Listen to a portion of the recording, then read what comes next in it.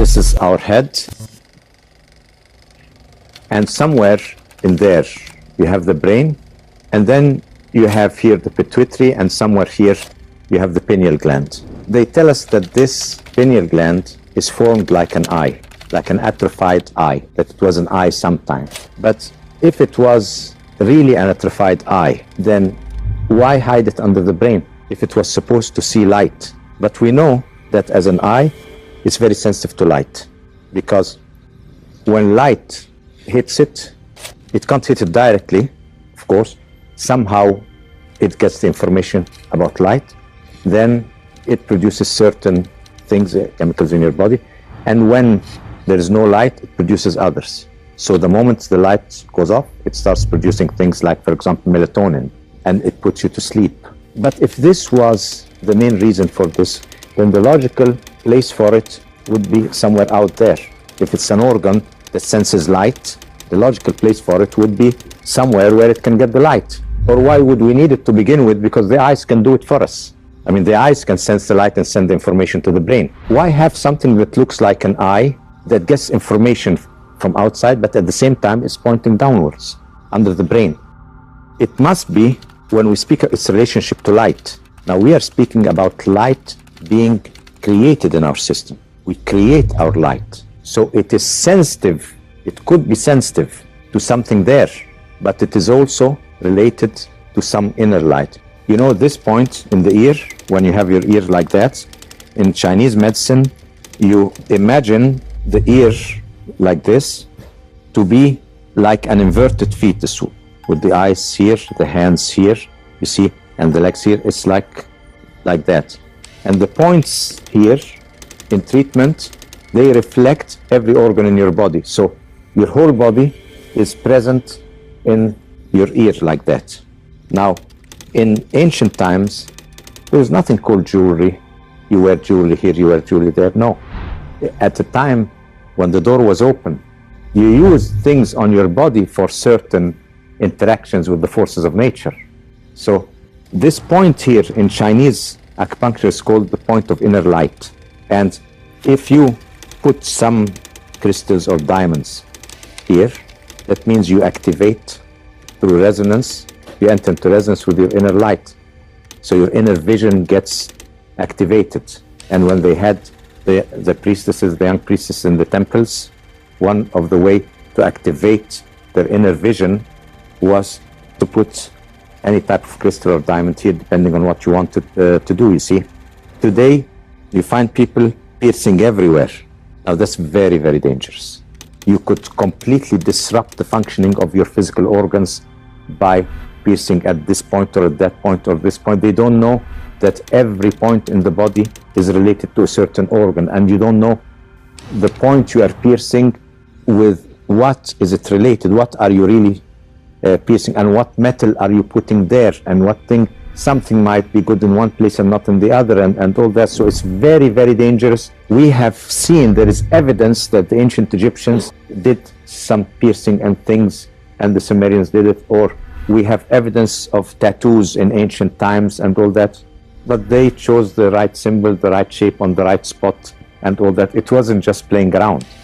So if this is inner vision, why here? Why looking here? It must have a link here and something here.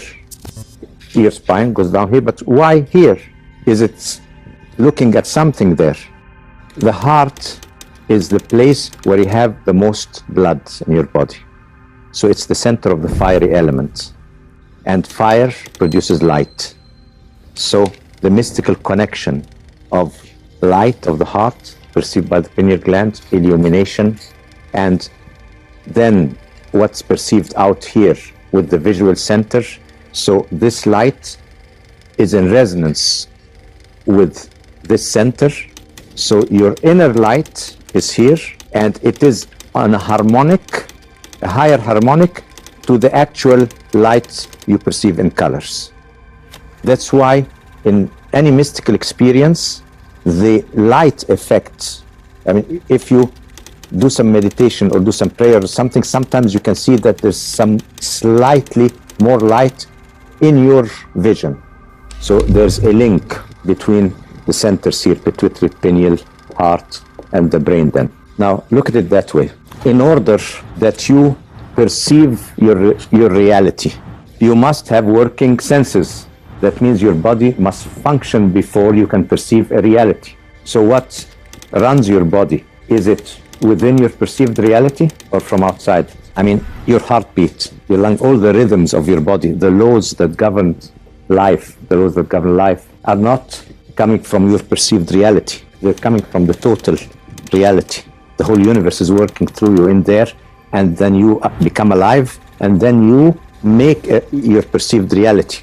But what really work, all those rhythms are methods of communication. Remember we said rhythm are communication. So you're communicating with the whole universe. Your life is through the life of the universe. What are the laws that make you breathe, think? Where do those laws come from? Those archetypal laws must be beyond the perceived reality, because they must be there first for us to see perceived reality.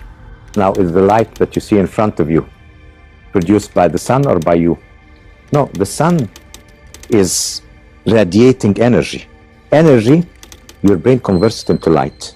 So you are producing the light. So if you want to see your inner light, it's in front of you. You see, it's right in front of you there. You are producing this perceived reality. It's produced in your brain. I'll tell you something. When you close your eyes and you dream, or when you visualize, does the picture you visualize, whether you're awake or does it have colors and light and everything? Does it? Okay, that means you produce your own light. So all the senses are created in the brain. So you are only taking 5% of the whole.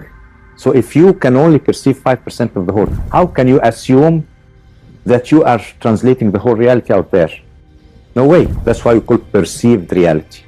If I make my reality, I'm like a projector, you know. When you go to the movies, you watch the screen, and then in front of you there on the screen, you see the film, don't you? You have to see the film out there, and you think the film is out there.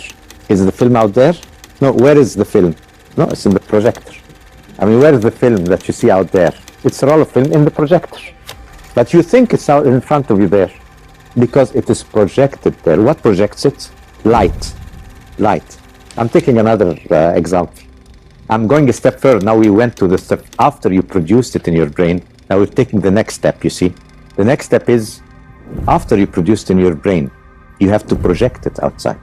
Because this reality, if it's not projected, you don't feel it as your environment.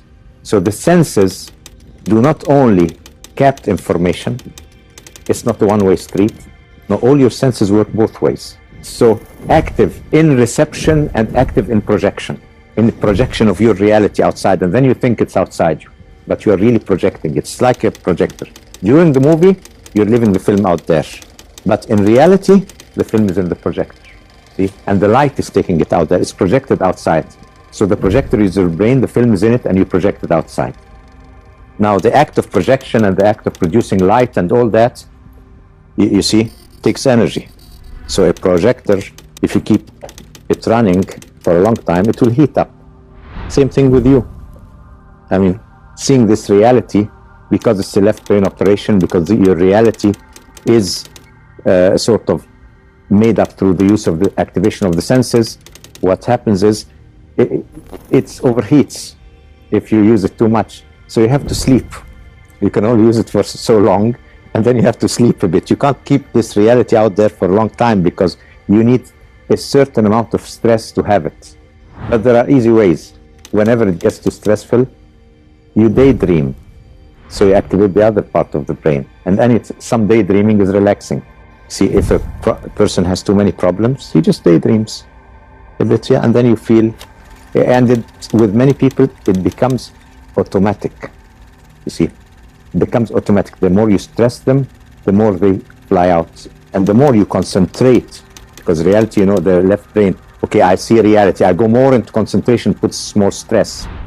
Now, if I am producing my reality and I have a projector, I'm producing my reality. That means I can control it. I can put my hand in front of the projector, make some images, do things. So I can play with this reality if I'm producing. But it doesn't work that way. Imagine that there are 100 projectors producing the film. I can't, whatever I do with one will not even be seen out there. Even if I close it off completely, the film is still going on, you see. So it's like if I have one instrument with one string and I hit the string, I can stop it and the sound goes away. But now if I have a musical instrument and I hit one string and that's my string and then stop it, the sound will not stop. Resonance. So the reality through resonance becomes solid. Resonance is a form of interference of reality and becomes solid through resonance. And then we are parts of forming it, but we are not the total formers of it. So at the end, it becomes our reality. So this is our perceived reality.